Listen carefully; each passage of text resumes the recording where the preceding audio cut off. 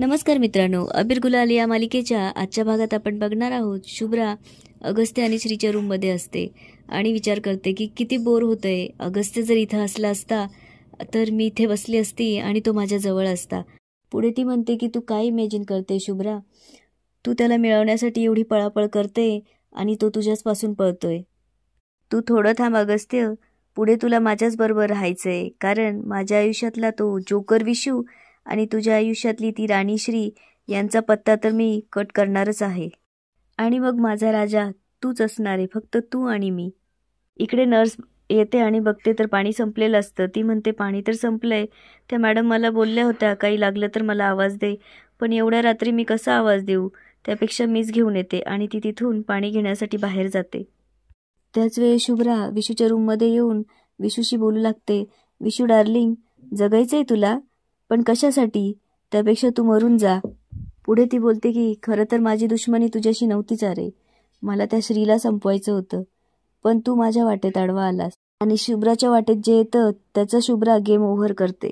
पुढे म्हणते की तुला माझ्यासाठी मरावंच लागेल, कारण तू जिवंत राहिलात तर मला जेलमध्ये जावं लागेल आणि मला जे काही मिळवायचं होतं ते मला मिळवता येणार नाही.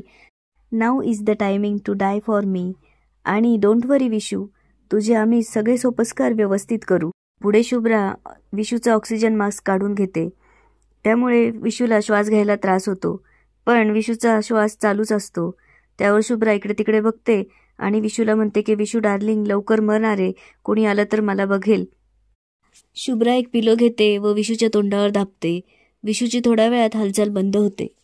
हे बघून शुभ्रा घाबरते आणि स्वतःशी बोलू लागते की शुभ्रा, विशू तर मेलाय.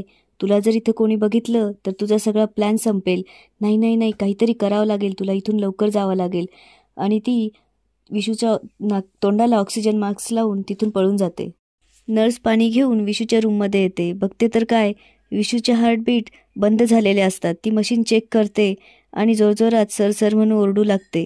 तेवढ्यात अगस्त्य तिथं पळत येऊन काय झालंय विचारतो आणि विशूजवळ जाऊन त्याच्याशी बोलू लागतो. पण विशू शांत पडलेला असतो, त्याचा काहीच रिस्पॉन्स नसतो. त्यावर अगस्त्य घाबरून नर्सला म्हणतो की बघताय काय, डॉक्टरांना बोलवा. अगस्त्यचा आवाज ऐकून दादा, वहिनी, श्री सगळे जमा होतात आणि विशूजवळ जाऊन विशूशी बोलू लागतात. विशू उठणार आहे, काय झालंय, का बोलत नाही, विशू उठ ना. त्यावर विशू मात्र काहीच रिस्पॉन्स करत नसतो.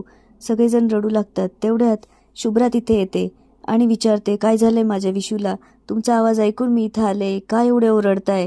असं म्हणून जोरजोरात रडू लागते. माझ्या विशूला काय झालंय? सगळे शुभ्राला बोलू लागतात. शुभ्रा सावर स्वतःला. तेवढ्यात श्री येते आणि म्हणते की शुभ्रा थांब, मी बघते काय झालंय.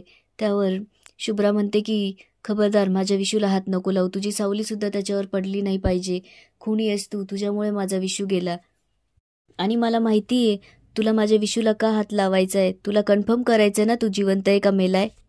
श्री शुभ्राला म्हणू लागते की अगं शुभ्रा, किती वेळ सांगू, मी खरंच काही नाही केलंय. त्यावर शुभ्रा म्हणते की काही नाही केलंय तू? आधी माझी आणि अगस्त्यची एंगेजमेंट झाली होती, आमचं लग्न ठरलं होतं, तेही तुला सहन झालं नाही. नंतर माझे आई बाबा तू माझ्यापासून हिरवलेस आणि मला रस्त्यावर आणलं, तरीही मी काही नाही बोलले, जगत होते माझी.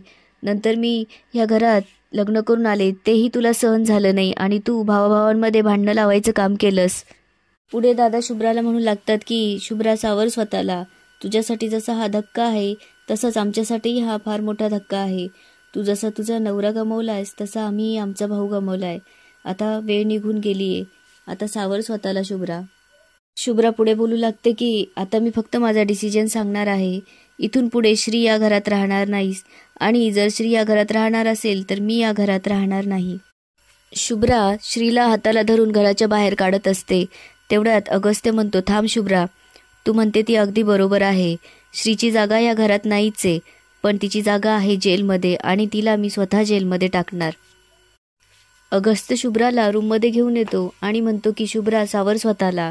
त्यावर शुभ्रा म्हणते की अगस्त्य, मी खूप एकटी पडली रे, तू माझ्याजवळ थांब, मला तुझी गरज आहे, कारण तू सोडून माझं इथं कोणीच नाही आहे. त्यावर अगस्त्य म्हणतो की हो शुभ्रा, मी तुझ्या बरोबर आहे, मी विशूला वचन दिलंय तसं. तेवढ्यात श्री तिथे पाणी घेऊन येते आणि म्हणते मी पण. मध्ये येऊन श्री म्हणू लागते की शुभ्रा तू नको काळजी करूस, शांत हो, हे पाणी घे, आम्ही सगळे तुझ्याबरोबर आहे. त्यावर शुभ्रा म्हणते, ही इथे आलीच कशी? तू जा इथून, मला तुझ्या हातचं पाणी पण नको. त्यावर अगस्त्य श्रीला म्हणतो की तू कशाला आलीस, जा इथनं. आणि याच ठिकाणी आजचा हा एपिसोड संपतो. आता पुढे काय होणार आहे ते बघूया उद्याच्या भागात. धन्यवाद.